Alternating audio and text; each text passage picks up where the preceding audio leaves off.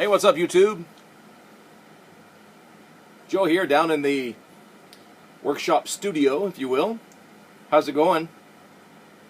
It's a Monday. Hope you had a great weekend. I know I did. I'll tell you more about that in a second. Right now I'm smoking in my Dunhill cherry wood pipe some Lancer slices. Now, I got this from Strauss Tobacco, visiting up there this weekend near Cincinnati at the CAPS meeting up there. Again, I'll share more about that in a second, but this Lancer slices, here it is, right here, from Strauss Tobacco. I want to tell you, this stuff is fantastic. I love it. Let me give you the description of it, the official description from Charles Fairmorn. This almost black flake tobacco combines the best grades of naturally sweet Virginia and smoky Latakia, matured together under pressure, a wonderfully smooth and mild yet full-bodied mixture, very reminiscent of the old Bingle slices, if you remember the Bingle slices. But that's, once again, it is called Lancer slices, and it is really good. Of course, Strauss Tobacconist has it, and some other places, I'm sure, some other online places may have that, but you can try it out, see if you like it. I am a Virginia's and English sort of guy, not an aromatic guy. So this having the Virginias and the Latakia in it, dark yet smooth. That's a perfect description of exactly the way it tastes. And I really like that. Wow, that's moving up real fast in my top 5. I want to thank Burleyman 40 for gifting me this bag at the CAPS meeting. It's great. David, thank you so much. Speaking of the CAPS meeting, my wife and I were headed up to Lexington, Kentucky, as we do quite often, to visit the kids and the grandbaby.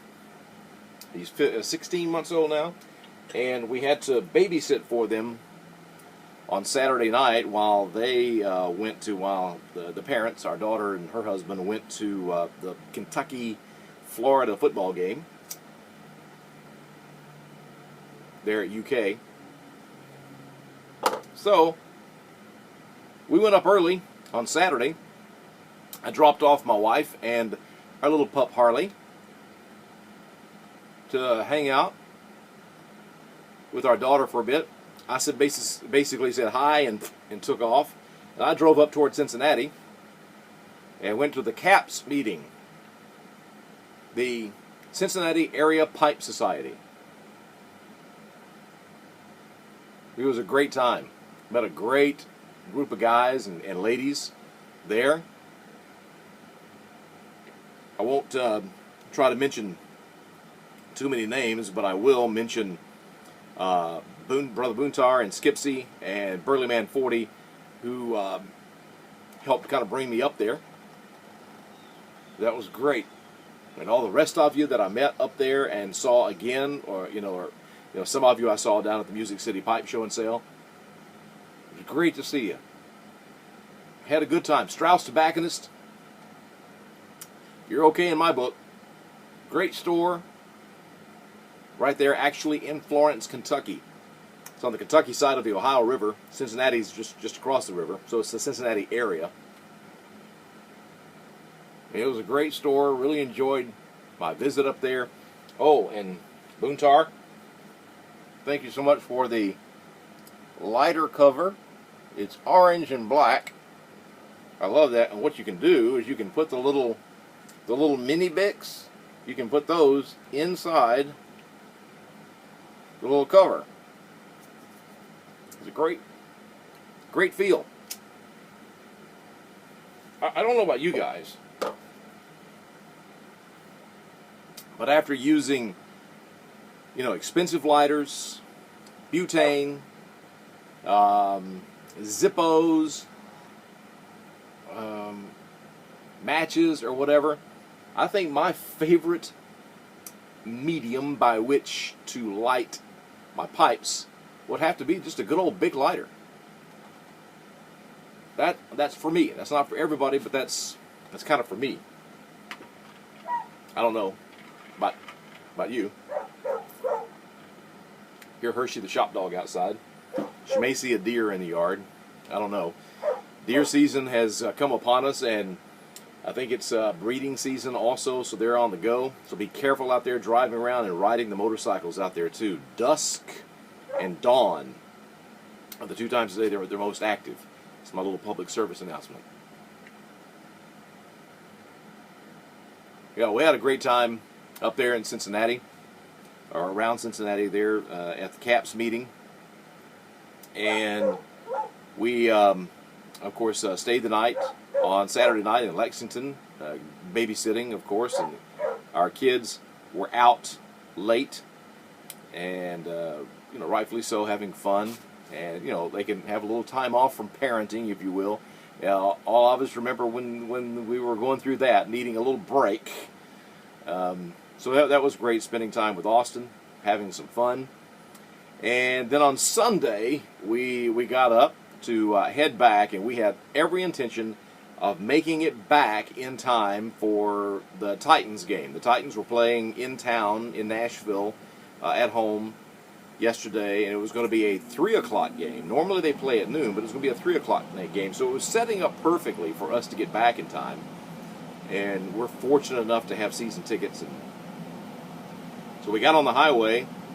And coming up to Kentucky, what we did was we drove up I-65. If any of you are familiar with this area of the country, we drove up I-65 and got on the Bluegrass Parkway and drove over to Lexington, and then over. They live actually on the east side, southeast side of Lexington. And going up there, we noticed on the opposite direction that they had it down to 1 lane, and they were doing construction and paving and all that kind of stuff. And I told my wife, I said, we're going to come home an alternate route, the other route, which takes us, I think it's I-64, I believe it is, that goes over to just up to near Louisville, and then you hop on 65 and head straight down. And in the ball game, it's only maybe 10 or 15 minutes longer to go that way. But if you felt like there's going to be a problem on the parkway, that might be the best route to take. And so we did. We took off, and we're timing it so we'd have plenty of time to get home, take the dog home, get her put up, get our Titans gear on, then head back downtown to the stadium to be there in time to catch the shuttle at a satellite parking lot to take us to the stadium gate, and which is what we do all the time. And we got on I-64, and lo and behold, we came to a screeching halt about halfway. Well, about a third of the way down. I think I got a photo of the, yeah, there's the standing traffic, just sitting there for over an hour and a half. We finally were able to get, well, what they were doing was they were letting you get down to an exit, taking you off an exit, and taking you on some wild detour. So, by the time we got there, I'm figuring the time. And I'm like, there's no way we can now make it to the game on time. So, I called my daughter. I said, go to the house, pick up the tickets. You and your boyfriend can have them, and you can go to the game. They were thrilled. So, they got to go to the game. We got to be stuck in traffic most of the day. And I believe we left, let's see, I was trying to, 2, 3, 2, 1, 12, 11, 10, I think we left around 9 a.m. our time to make sure we had plenty of time to get home. That would have put us here at the house probably around 2, run in, put our jerseys on, put the dog up, take off and be back downtown by 2:30, catch the bus, and be there for the 3 o'clock kickoff. We got home, I think it was around 4 o'clock when we finally got home. So, tough road day. I'm sure many of you have been through that before. It's kind of our thoughts and prayers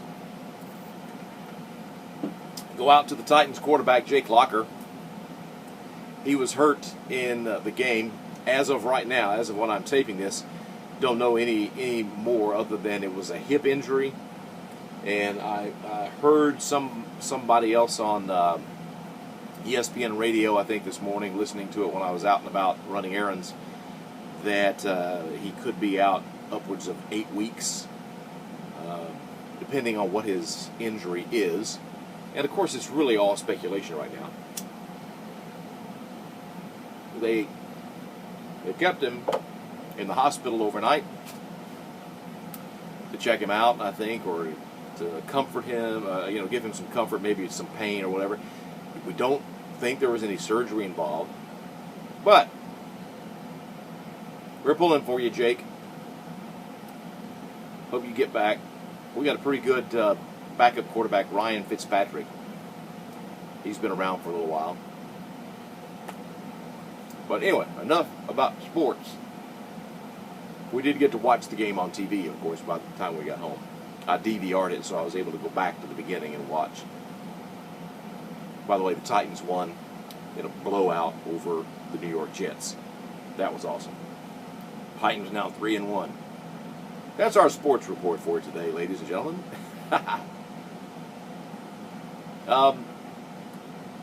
Took some pipes to the post office today that we got ready to ship and mail out. And look forward to those of you getting them. This week, I'll be working. I did an IA pipe last week. And it actually sold to a guy that my wife knows, I think she went to school with, in Lebanon, Tennessee. Not Lebanon, Lebanon, Tennessee, which is over east of Nashville, farther east than even Briarville Rick lives. And he bought it just because he wanted one of my pipes, and he doesn't smoke pipes. Doesn't smoke anything at all. And I think he's going to take it and put it in the cabinet or something or whatever. So I was kind of honored by that. That was really cool. But I'm going to be making a couple of more IA pipes this week, and of course doing some pipes for those who've ordered. A little word to those who have ordered pipes up till now.